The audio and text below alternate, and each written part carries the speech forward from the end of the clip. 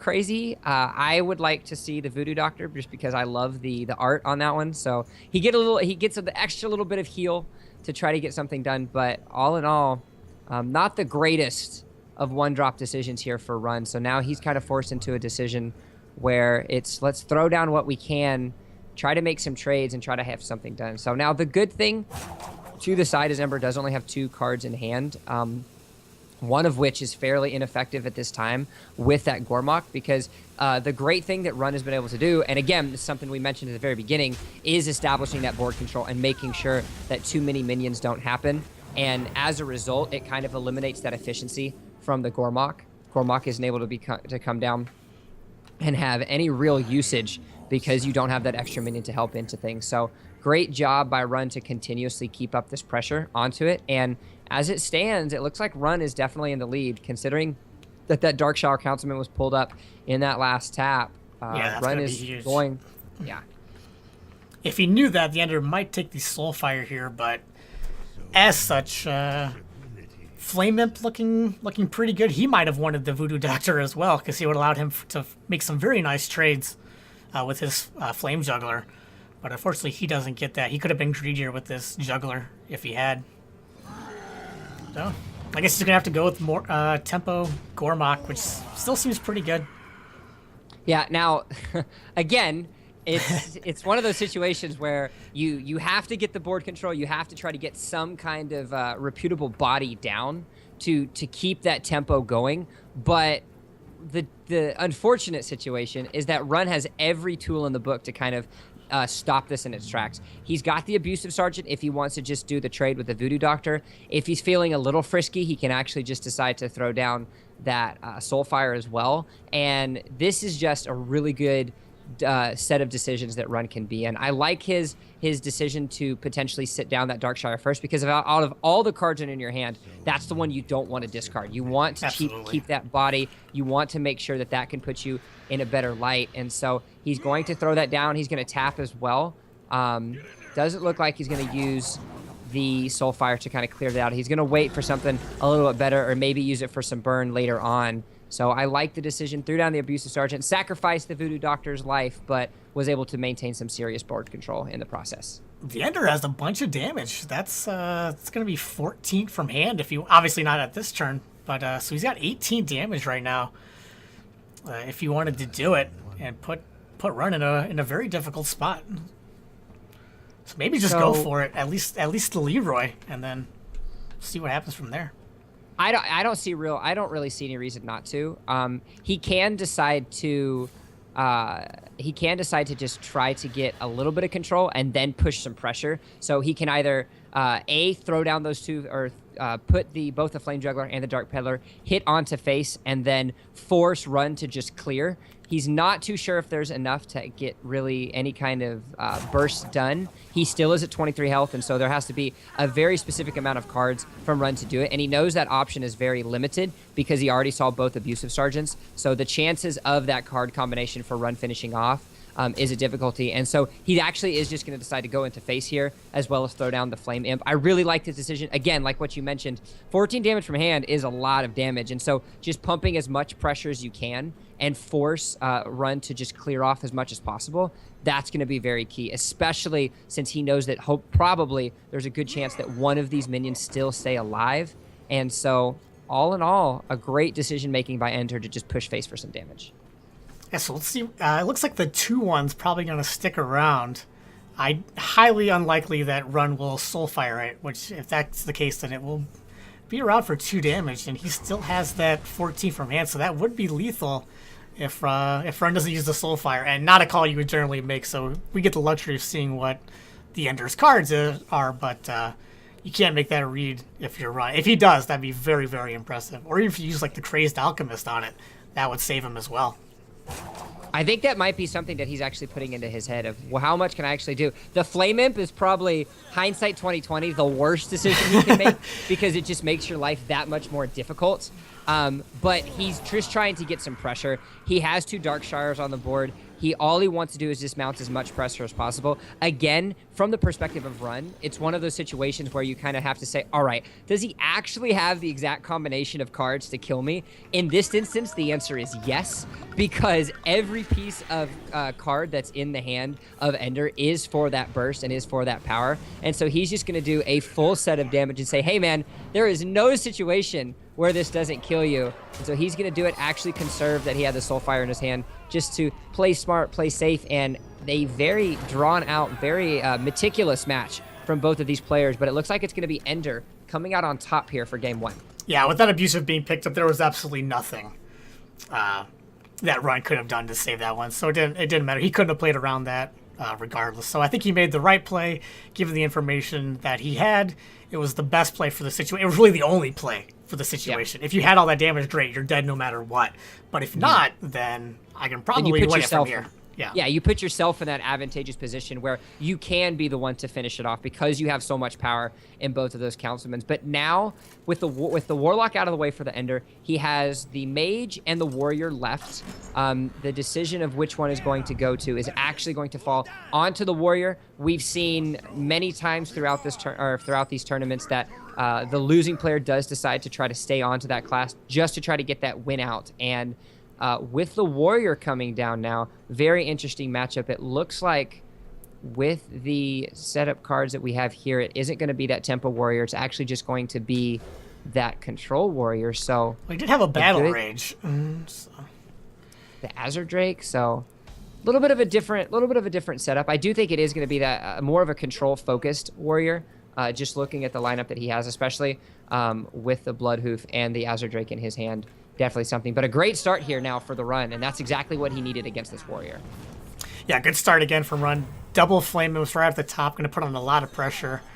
And the Ender doesn't have a weapon right now to answer it, so he might be forced to slam one of these, and I believe that's going to be the play. So not the best use to slam that you want to, but definitely required in this situation. Slow down that early game, because mid to late game you got the advantage. Sorry, go ahead. Yeah. No, it's all about stopping that tempo, especially with these new decks. You have to try to find a way to conserve the board as much as possible, especially because you don't have the most optimal of starts at the beginning. You can throw down that Frothing Berserker. He does top deck the Fiery Winnax, so that's going to be the definite decision to make it. And the decision to make the slam was absolutely correct. You're correct. You're right. But Run not fizzling out either. But they're both curving out into their mid game a lot better, or I should say the Ender is curving out into his mid game a lot better, so he's not going to fizzle out. Where Run also running that Leroy, he's got a lot of burst damage, but I don't know if it's going to be enough by the time he's able to do it all. He's going to need to find something to curve him into those turn 7 and 8 plays before he's able to get all that damage down. It could be very difficult for Run to maintain the pressure required to take this game.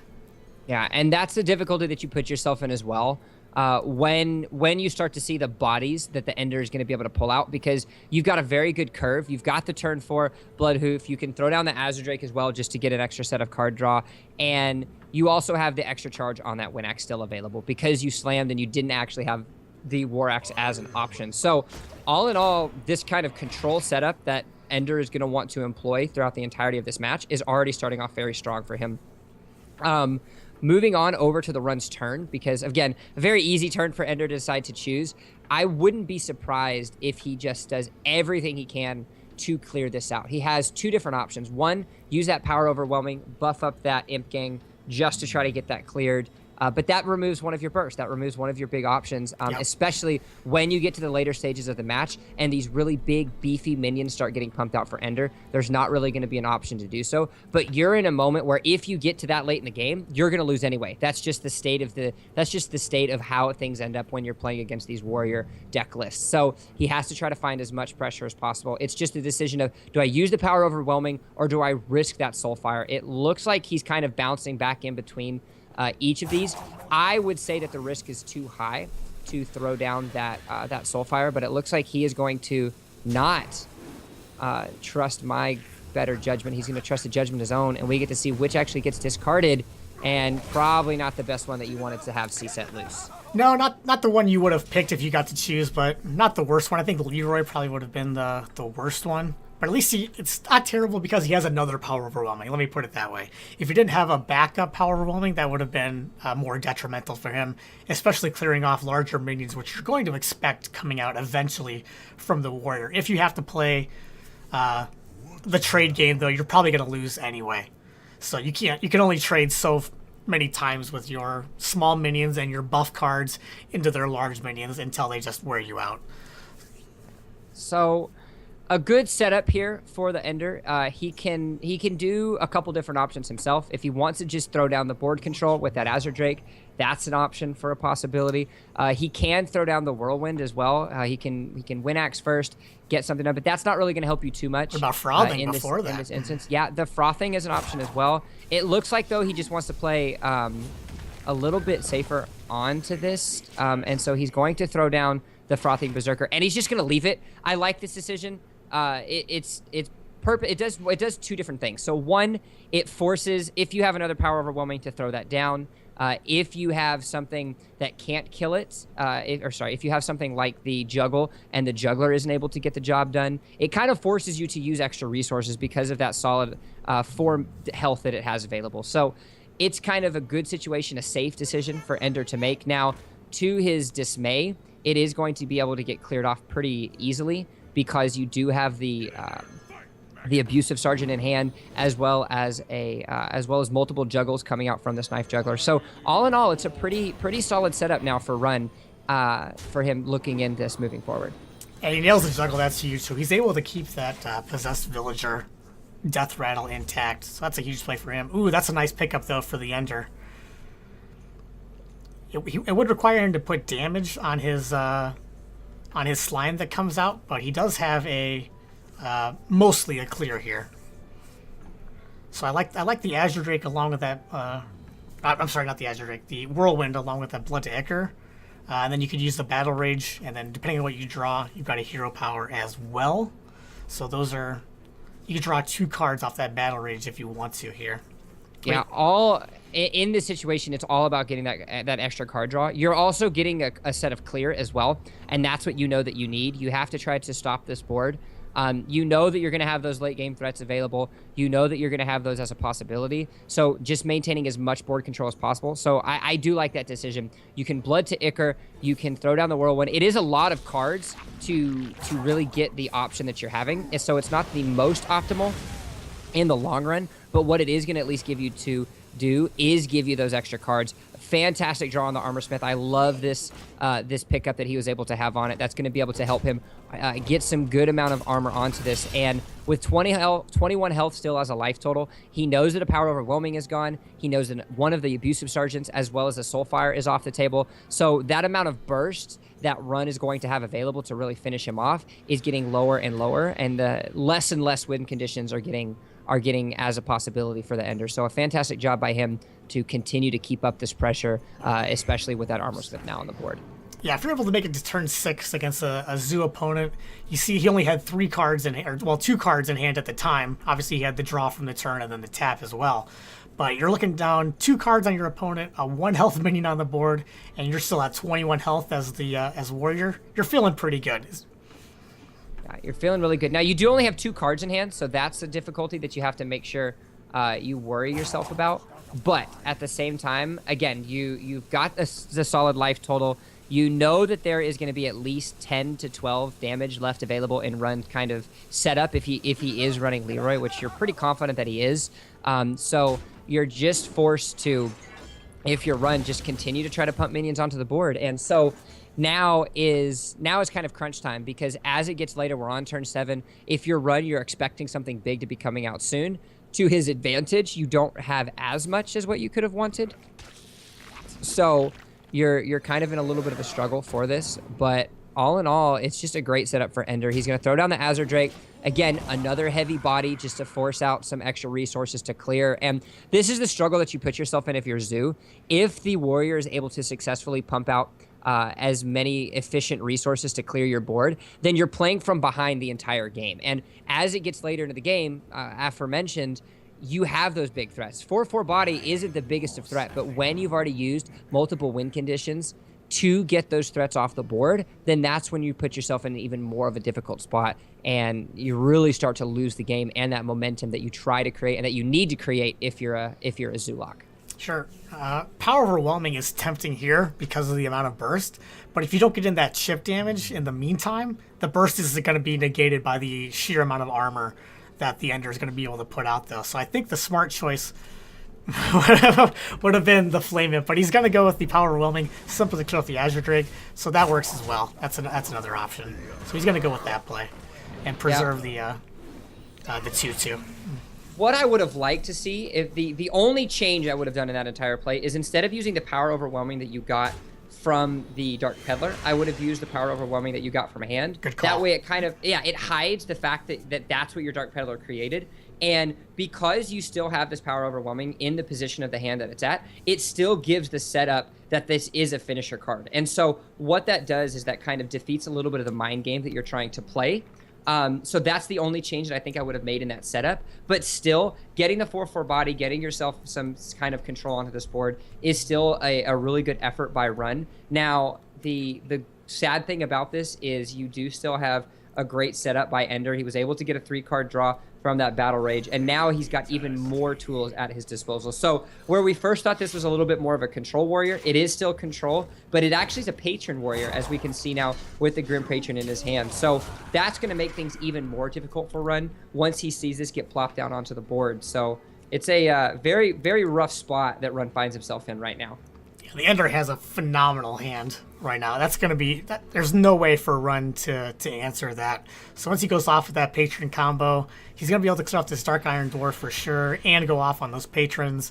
And I imagine at that point we'll probably see a concede come out for Run because it's really, really an uphill battle from there for him. If not, it already is, but it's going to be a lot more difficult at that point. Yeah, that's just the struggle that these Zuloks face. And now that you have just every tool in your hand, rather, to kind of make as many patrons as you so choose. You are sitting only on 9 mana, but that's enough mana to throw every piece of clear onto the board with this. There isn't any other clear that these Zuloks run to really help themselves out. You've already got yourself 4 armor. You know you're going to be able to rack up some more with this Armor Smith, and as it stands, Run, like you mentioned, is just in a very, very rough spot moving forward coming into this. So Ender's just going to be able to get a full clear off of these double AoEs with the Whirlwind as well as the Ravaging Ghoul, and now you are just in a very, very bad spot if you're the Ender, or if you're Run right now. Yeah, I thought I was going to trade into the Imp Gang boss there, but he just went to sink the damage into the face there, which it works, I guess. I think he would have had the clear there if he traded into the Imp Gang boss, but not a huge deal. I highly doubt it's going to be relevant here. He's kind of deciding, do I actually want to do this? Do I actually want to like kind of overcommit on That's this? the thing, You really have no reason not to. I mean, the only thing that could clear this is, there's the option of a Demon Wrath, but that's not even going to do anything because you're still going to have some 3 health Patron Warriors on there. If a Zulok is running a Hellfire, then they're essentially just defeating the actual fact of what a Zulok does. So you're kind of in a rough spot. You're kind of deciding, do I really want to do this? But in reality, look at the amount of extra armor that it got you. Look at the presence, and just there's no cards. It forces the concede. There's really no other option at this time. It's just escape, concede. I'm sorry. Maybe an Alt F4 once just to continue the rage. But outside of that, that's going to be a second win now for the Ender. And with that Mage, the only deck left, Run has the opportunity to throw any of these 3 decks towards it if he so chooses. But if it's that scary Freeze Mage like what you're talking about, then he might have all the tools necessary to really combat this deck. Yeah, that would be my guess, was Freeze Mage based off the lineup, but you never know. It could be see, yep, it's not Freeze Mage. It looks to be a tempo variation. My favorite, not favorite deck. The tempo. So... Well, to be fair, we were also making the read that it was Freeze Mage based off probably being a Control Warrior. Once we realized that was Patron Tempo, then it makes a lot more sense for this to be a Tempo Mage. Definitely with his playstyle. You saw the Zulok as well, so he's kind of keeping with that consistency as far as his decks go. And this is something that we're not seeing, or that we're seeing as a difference from last week. Something that you mentioned last week, and we continuously brought up, is these players go for either one or the other. They either go for heavy control or they go from just heavy hardcore aggro. And while this is kind of a middle of the road kind of style, it's also kind of shows the variability and the variety that a lot of these players really bring to the table with a lot of their decks. So a great start for Ender thus far. He was able to clear off that Direwolf to kind of stop a lot of the damage, and now he's almost sitting close on kind of the perfect combo that you want to have with that Flamewalker, Sorcerer's Apprentice, as well as some very cheap spells. So it's looking good for the Ender as long as he can maintain a little bit of this board and kind of stop this Zoo Flood in the earlier stages. Yeah, I like it. I would like just a ping here and be extremely patient. Like, as you pointed out, you can go off next turn with the Flame Waker, the Sorcerer's Apprentice, the Coin. You can play all three of those 1-mana spells for free with that combo. So if he can be patient here and hold that off, and I think he will be. I think he sees it. I'm sure he sees it. But so I hope he's just patient with that and is able to use that as a board clear next game. I think that would be a huge play for the Ender if that's what he goes for. Yeah, he's kind of deciding of how much board do I actually want to throw down. In this instance, I wouldn't be opposed to doing, you know, as much of nothing as possible. It does look like, though, he is going to play a little bit more on the safer side. He does want to go for that Arcane Blast. He's kind of making a decision of how hard do I actually want to roll onto this. He does get a good clear, so he's able to clear everything that he essentially wanted to outside of that Dark Channel, but with that Crazed Alchemist there, that's going to essentially stop him in his tracks. And so this pretty little setup that he had initially for kind of the God combo was looking as a potential, but it's not going to work out. However, he is going to still maintain some board control, and he still is able to curve out on turn 4 very, very efficiently. The Water Elemental with that 6 health is very good against these Zoo decks, just because he's able to take out multiple threats and force multiple resources from the Zoolock to be able to actually get something done to stop that pressure that he's able to put on. So Ender isn't in the worst of spots. He tried for a little bit of a gamble. It worked halfway out, might I say. But at the same time, he still is in a fairly safe spot moving forward. And this is awkward for Run. He can use that Crazed Alchemist to clear it off. He obviously is aware of it. I think he's trying to see if there's any kind of shenanigans he can pull off with the Knife Juggler to do it, but I don't really see an option. So he's going to be forced to use that Crazed Alchemist here to clear it out. You have to deal with that Flame Waker. It can absolutely not survive. And unfortunately, he can't do it to keep his Northshire alive. But that's okay. He's still in a pretty good spot. Yeah, he does have the Knife Juggler. He's got some extra stopping power in the Voidwalker, as well as those Power Overwhelmings if anything really big come out. Like this. Yeah, like this, exactly. And with both of them in your hand, you're kind of put in a spot you have to use the Power Overwhelming. There's no real reason for you not to. You have a second one in hand. You've got this as a tool, and in the vast scheme of things, this is kind of one of the bigger threats of these tempo mages. You've already taken out one Flamewalker. You see the Water Elemental coming down, and so now the only other big threats that are going to come out are either repetitions of these minions, or you're going to have something like an Azure Drake. So it's a very smart decision by Run to just finish him off. He's going to be able to get some solid board as well with the Knife Juggler as well as the Voidwalker down. So all is not lost if you're Run. You're still just having to continuously play on the reactive, and that's something that you put yourself in a rough spot in if you're the Zoolock, because you want to make sure that the enemy is the one playing reactively, because they're the ones that need to find a way to respond to your board. But because he hasn't been able to maintain that board control, he's forced to be the reactor, and that's kind of where you put yourself in a difficult spot.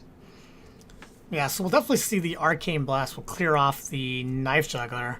I think it's a little bit risky to go with the Arcane Missiles here, so he'll probably keep that. Oh, well, hold the phone. He's going for the full clear here. So we'll see how that works out for him. He doesn't quite get it. So a little bit of a punish there, taking the riskier play, but he felt like that was the best opportunity for him at the time. So now is the decision of which do I ping, and it's got to be the face. It's got to go face. Yeah, you're assuming that that's going to be trading into one or the other of these minions. So just play it safe, play it smart, and now Forbidden Ritual. To the dismay of Ender, he's kind of putting himself in a rough spot because he went for that full clear. RNG didn't work out into his favor. And so now he's sitting on 1 card. He will have the card draw from the Azure Drake the next turn, but he's still kind of in a rough spot. And this is where things are really going to start going in favor of Run, because he's going to be able to punish very hard.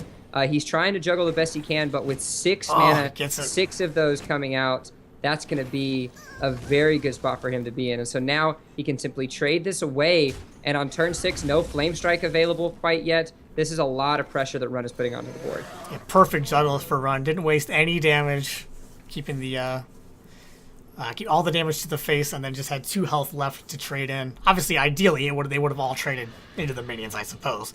But he didn't waste any damage with the juggler there. So very impressive juggles. We'll congratulate Run's knife juggler there on a job well done.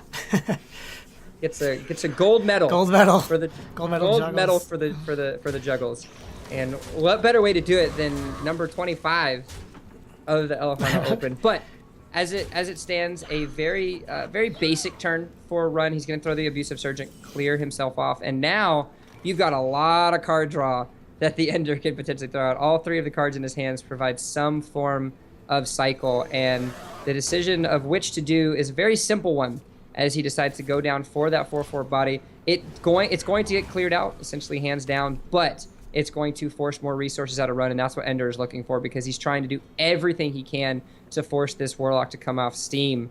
But without any form of AoE clear in Ender's hands, this Steam is not going to be going down anytime soon, especially with that very delightful Sea Giant that's now going to get popped down for sure by the Run. It gets turned right back around. So for the longest time, Ender had that control that he wanted, but wasn't able to maintain it. Went for the home run play. The home run didn't go quite over the fence he was looking for, and as a result, Run is now able to turn things right back around and threaten lethal while he's at it.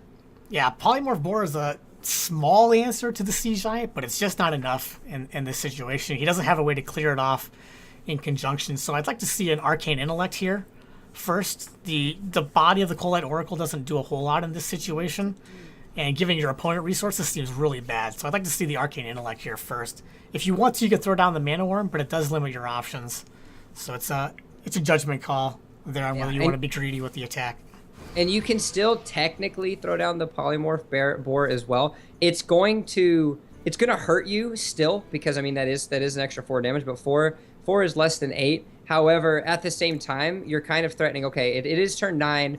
We know that there's a great chance that he's got Leroy in his hand as a finisher, so I'm going to essentially be dead either way. So now is a decision of, what am I actually going to throw down? And to him, it's going to be as much as possible. He is still going to transform Polymorph Boar onto it and kind of saying, well, if I'm going to be dead, I'm going to be dead anyway, so I have to find some way to combat this huge 8/8 body that's on Run's board.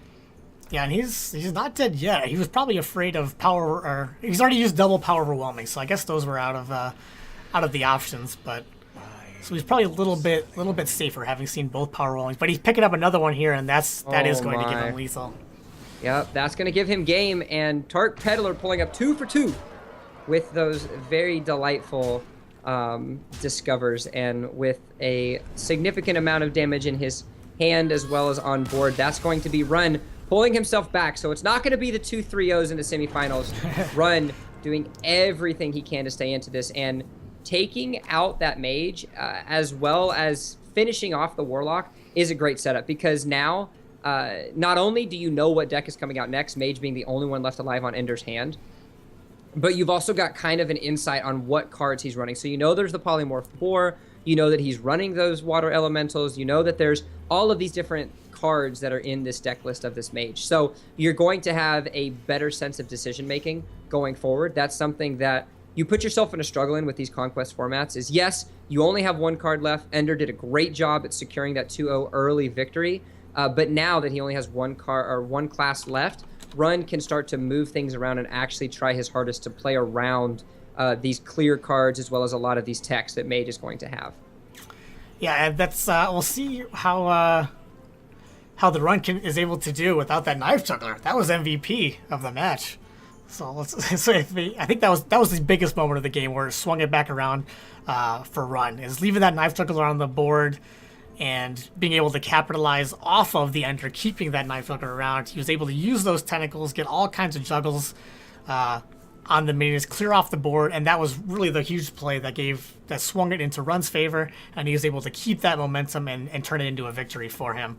So we don't get to see a lot of six tentacle spawns at the same time. Generally, we'll see 2, 3, maybe 4 after a couple other cards have been thrown down, but the full 6 mana getting spent for that, as well as hitting those juggles, you're right, is exactly what he's wanting. So now is the decision for him to make. Do I go for that hunter, or do I go for something like that shaman? And in this instance, I would almost try to, I would say go for the shaman, because you've got a better chance to go against that mage with the early control that it's going to give you. However, you still have to kind of worry about what kind of AoE does this mage have in his deck, because you haven't seen any of it quite yet, but yet you're still confident, especially if this is the aggro warlock. We do see the Tuskar, so there's probably a better chance that this is the mid-range totem shaman. But still, I like this decision to go for it a lot better than for something like that hunter off the first bat, because you have to build as much confidence as possible before going to that hunter deck, I feel. Yeah, I think the shaman is a little bit more consistent in most scenarios, so I like it as well. And he gets a pretty good start. He's got double Argy Squires. Those could be really annoying for the Ender to have to pick off here. He's got all spells in hand, so that's really awkward for the Ender. Not the start he was hoping for.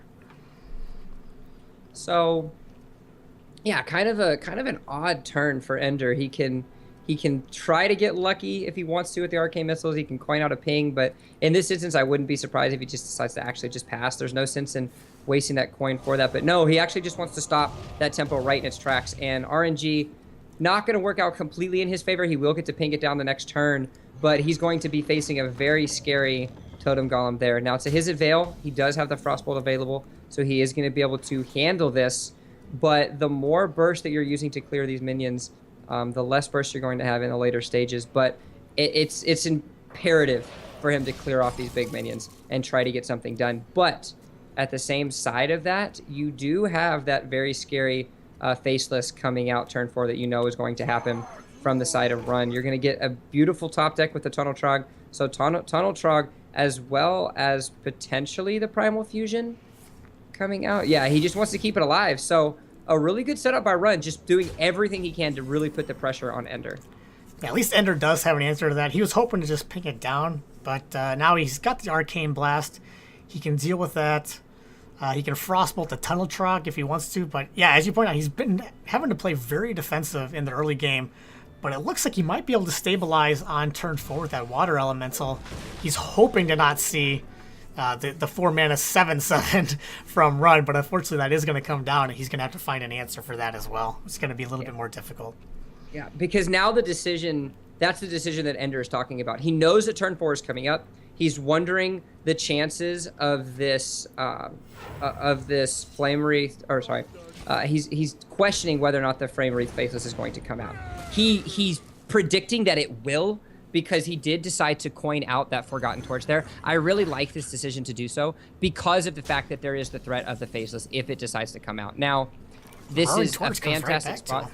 Yeah, how's that for some lucky RNG for you? But now, because he was able to coin out the Forgotten Torch, not only did he clear off the Tunnel Trog, but he's also still got that Frostbolt in hand if he decides to take it to that Faceless. Now, the decision kind of stands of, do I throw down the Water Elemental just to contest? But in this instance, you kind of have to say, well, what are the chances of him actually drawing or having that Feral Spirit to throw down for turn 5?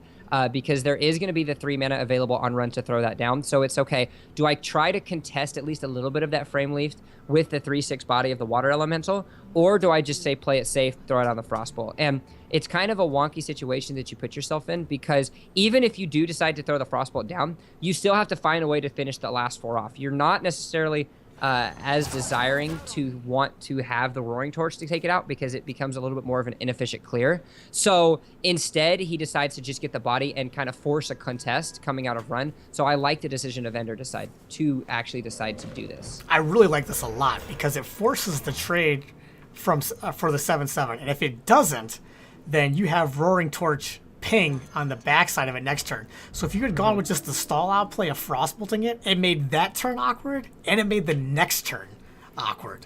So you would have been forced to sink a lot of damage into into the flame. What is it called? I always forget the name. Let's check it out again. Flame wreathed faceless, but now he's able to deal with it very mana effectively. He has the water elemental already on board, and a little bit of a capitalization for the Ender by Run going face with the 7/7. Yeah, he did tank seven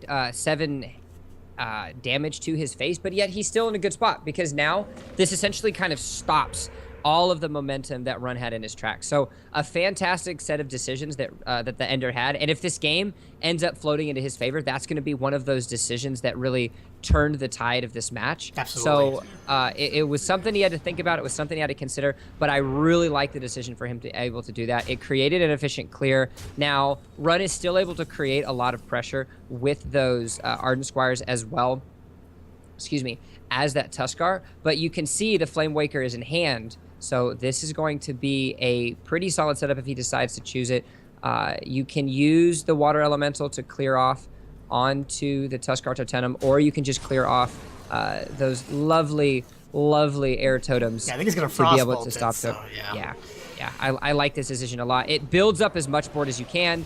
It also forces that Flame Waker to get some extra damage onto it, and with just the 1/1 remaining, that's going to be a good spot. Now, a good setup here for Run is that he does have the Lightning Storm available, so he can use that to try to get a little bit more of a clear, hopefully get a lucky roll on the Flame Waker. If not, the Ardent Squire will be able to finish that off. But with just the cards that he has in his hand, he doesn't have the most luxurious of responses to this 3/6 body.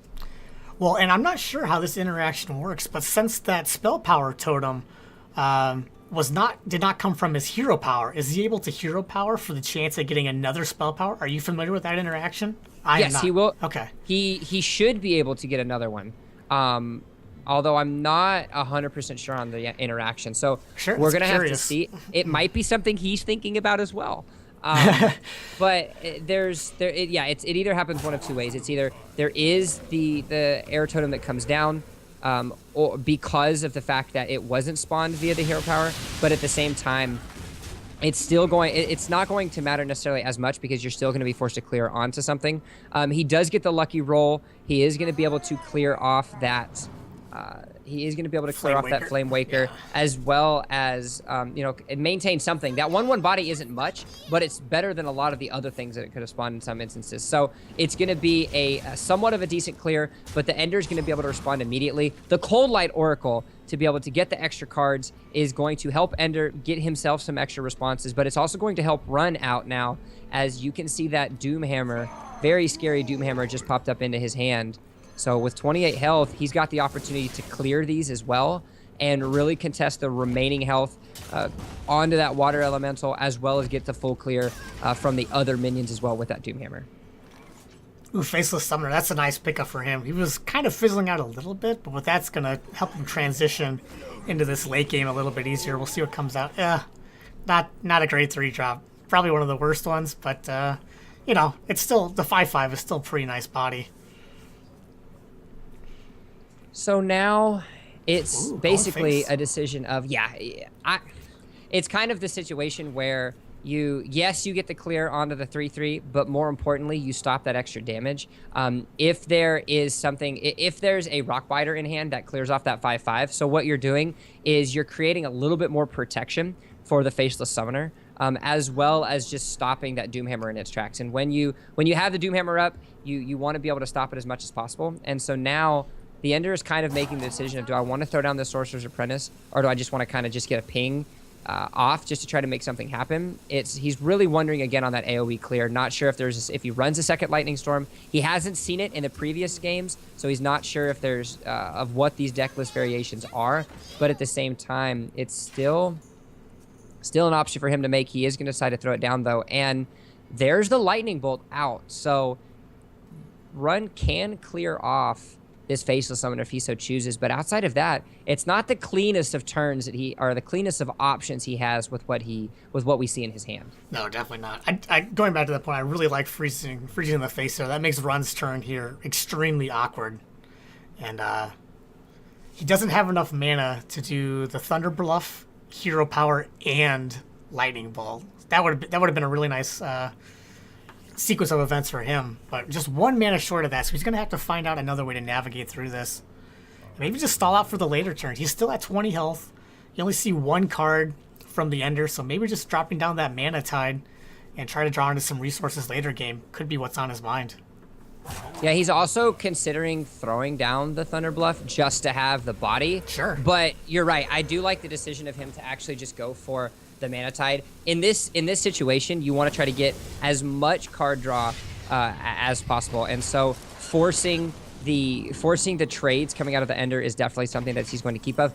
He did draw a Hex. That's going to work out very perfect for him, especially now that the fact that there is a Flame Waker in his hand. So fairly decent spot that Run is putting himself in. He has had to play very reactive to kind of continuously keep as much board control as possible.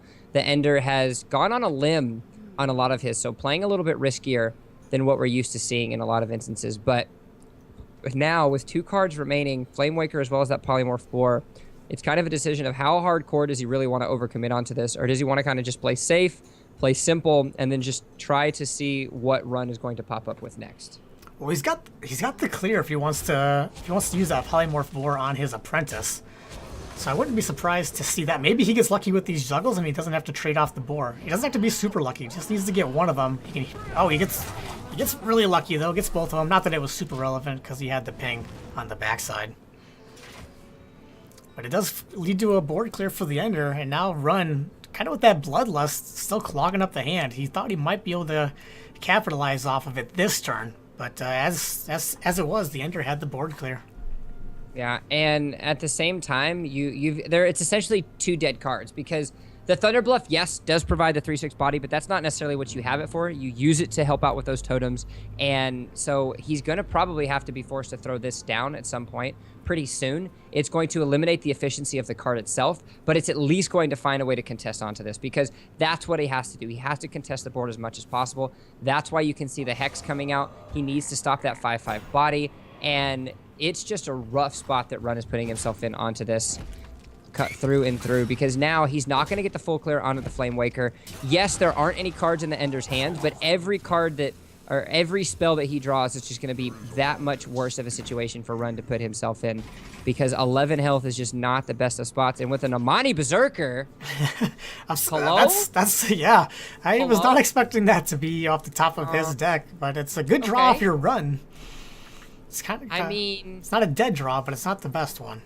Is that your new win condition? You throw down the Amani Berserker, it clears 1 turn, you ping it, and then you just finish with your 5 for face. That might be the new meta that we're thinking of. I mean, we've seen OTK, so maybe this might just be a variation. No real decisions can be made, but at least he's still going to be able to get some damage off and have a body on the board. That's, again, something that's extremely important for him, especially against this Totem Shaman. So it's now the decision of how aggressive do I want to be with this ping? Do I want to force some extra trades by pinging onto the Berserker, or do I decide to kind of switch it up, continue to hit face, and hope that I draw into something that will end up finishing this game out? I like the ping on the Berserker here. It makes the clear for Run a lot more awkward. Otherwise, it's a very straightforward turn for him. So I think the ping is the correct decision here, but that doesn't mean it's the only option by any means. Maybe he has a lot of burst in his hand or in his deck, and that's why he's going to go with that line of play and hope to burst him down with those spells he might have. We don't know what his whole deck is. Well, and every point of damage that Run takes contests that very scary lethal. And with looking at what is on the board, especially and what is with that Doomhammer, there's gonna have to be some face damage taken by Run to clear off that Flame Waker, unless he has a Rockbiter in hand, which he would have used probably at some point or another. He's gonna have to take that damage on to be able to get onto something. So Run is just going to play as safe as humanly possible. He's gonna overload the board. He's gonna be able to have it. Now, this is very susceptible to a Flame Strike. We've seen a lot of Tempo Mages have 1 Flame Strike in. Some have teched it in, some have teched it out. It's kind of still a mixed decision from a lot of the players, but by and large, especially in these latter open tournaments, we see Flame Strikes in these decks more times than not, should I say. So it's now an opportunity for Ender to really stop this in its tracks, because he will have a full clear if he does draw into the Flame Strike. But if he doesn't, this is going to be game over, and that's a risk Run is willing to take. as he does clear off. There is 6 damage, so it's either going to be a Fireball or a Flame Strike to put him in a better light. Neither one of those are going to happen. And now it's game over for Ender, as that Bloodlust that we said was a dead card for the longest time going to be able to have enough value and help him finally. So I think you just be greedy here, take the value trade, keep your Berserker alive, and there was no point in killing that or the Wolf, so might as well keep it around. The decision is irrelevant because Bloodlust coming in for the win. Going to even up the series at 2 games apiece, and we're going to a game 5. Going to a game 5 indeed, and after some dominating performances by Ender, it's going to be an immediate rebuttal by Run with some fantastic decision making, and all in all, totaling himself up. So it's going to be the Tempo Mage versus the Hunter. Now, there are different decisions for which Hunter this is going to be. It's going to be, you know, there's a decision of, you've got the Camel Hunter, that still is an option. There is the Face Hunter that still gets popped up from time to time, but just looking at what Run has been running as a dex, I don't think that's going to be an option. I think more of the mid-range Hunter is going to be what we see come out of this. And so now the game 5 winner take all goes to the finals of the Elephino Open number 25. The Run and the Ender ready to duke it out. Yep, that looks, based off his opening hand, it looks like that mid-range, as you pointed out, which is not surprising to anybody. That, based off his other decks, as you said, he had the, if he was going to run the Face Hunter, he would have had the Aggro Shaman. So that was a pretty big tell to, I'm sure the Ender read into that as well, and he knows what he's up against here in this matchup. Yeah, so a fairly decent start. You don't have the coin available on Run, but he is still going to have at least something to come up that King Zealot going to be able to solid turn 2, and nothing too huge from the side of the Ender. He will have the Frostbolt to be able to deal with that King Zealot the second it comes out, but at the same time, it's still not the most luxurious of positions. However, he does draw into the Cold Light, which will make things a little bit easier and allow him to have a body down on turn 3 if he so chooses to do so. Yeah, the Ender's stuck with a lot of spells again in this customized variation he has of Mage. Being stuck with a lot of those spells here in the last couple games has made his opening turns extremely awkward, so he just hasn't drawn well off the mulligans here, so that's really unfortunate for him. He's had to fight from behind, which is not what you really want to do as a tempo deck. No, it's not at all, and especially now that he puts himself in kind of an awkward turn 3, he can Frostbolt, but that doesn't give him any kind of a board. He can throw down the Cold Light. It's going to give him the draw. Yes, it'll give his opponent some draw as well, but it'll at least be able to contest that 3-2 body. However, just like you said, without any real setup as far as what he has the potential to do, it's kind of putting him in a little bit of a difficult spot. So Run going to end up going for that Fiery Bat. Kind of a shout out to the man himself, the channel we are on. But now is kind of a rough spot for Ender. I wouldn't be surprised if he just throws down the torch onto this King Zealot just to be able to get that clear. He still leaves the 2-1 on board, but I mean, the less damage that you can get to your face at this point in time, the better off you're going to be. Well, he has the clear if he wants to take it. He's got the Arcane Blast with a ping, but it's very. I mean, I guess every play here is pretty defensive, so at least that gets the job done. Unless you want to be greedier, take the damage and go for getting more resources with the draw. That would have been an option as well, but looks like he is going to go with the clear. Yeah, just getting the full clear off, making things a little bit easier for him, and essentially forcing a reset by Run. Now, Run still has a really good turn 3. The Carrion Grub, this is a really good card against these Tempo Mages because of how, because of the fact that it has the 5 health, and especially if you, by some chance, have the Houndmaster in hand, then you can buff that up and make it a pretty beefy character. However, you do have a good setup coming out of Ender the next turn, but he's still, again, another clunky turn for him, as he's doesn't really have too much it's going to be able to contest. Has a lot of card draw, has a lot of options, but nothing really that just contests this board just outright. Yeah, I was going to point that out as well. It's a great 3-drop that Hunter was looking for to come out with that Houndmaster. Exactly what you said. Kind of the little brother to the old Oasis Snapjaw. But for 3 mana here, curves you perfectly into that Houndmaster if you have it. So excellent point there. He's going to have to slow it down with this Frostbolt, set it up to die to a ping. So I like it. Slows it down.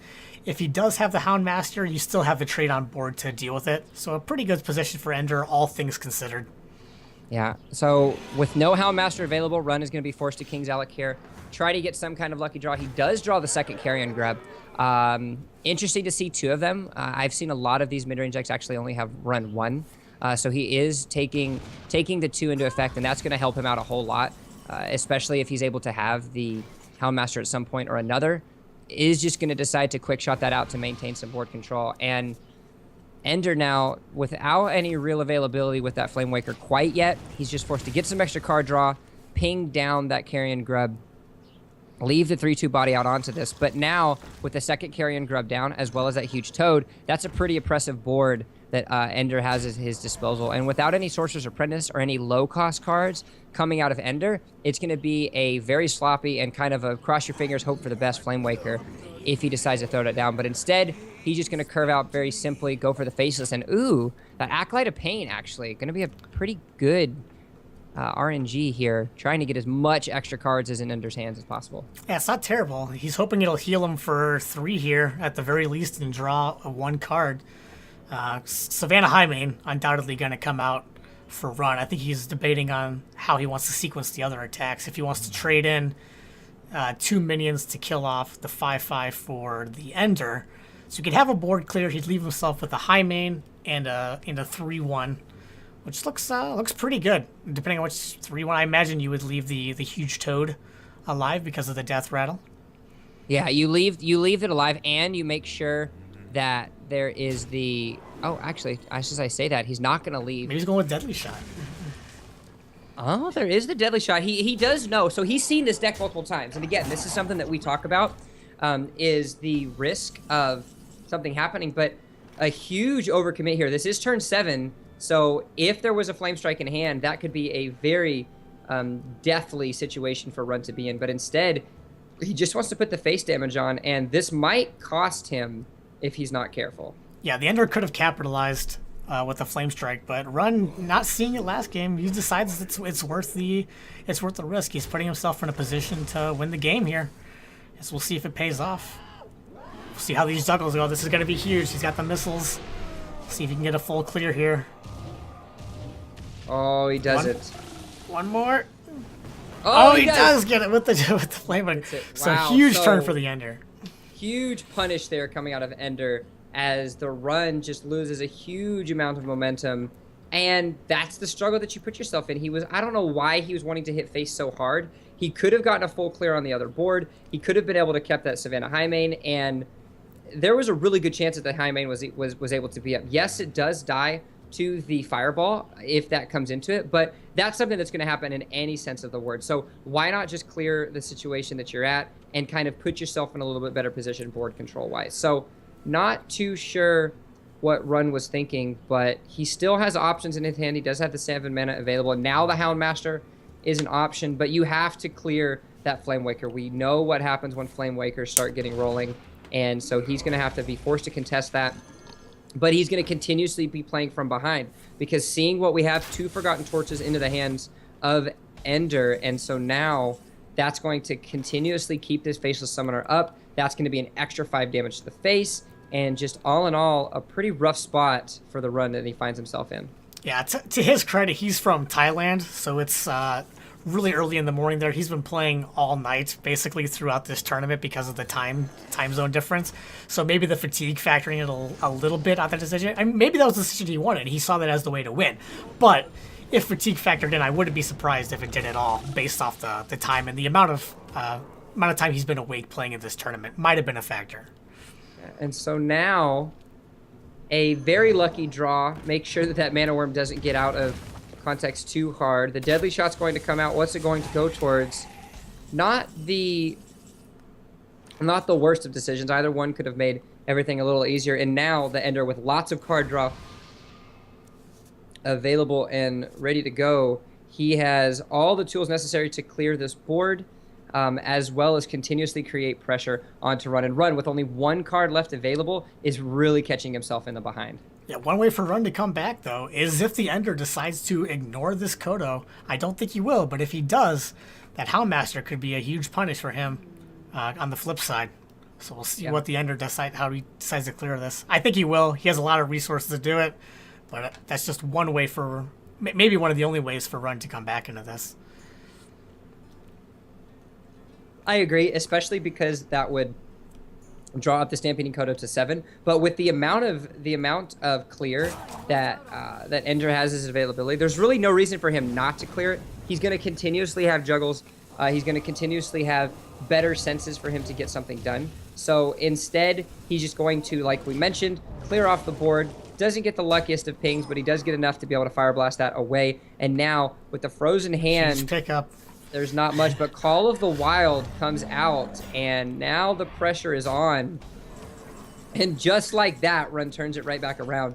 And now with that lack of clear, this is a difficult spot for him to be in because he has the option to try to get something done. He's forced to throw down the Cold Light to try to get some, try to find some way, maybe fish for that Flame Strike.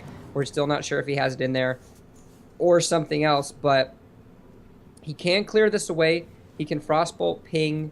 He can Frostbolt this down. He can Frostbolt ping he can attack ping onto the Misha. There are a bunch of different ways that he can clear onto this, but still, that 5 damage onto it, as well as now the Animal Companion, as well as the Houndmaster as an option for Run. This is kind of a rough spot that Ender's putting himself in, because all is not lost if you Run, if you get the right RNG. Yeah, he picks up another Animal Companion.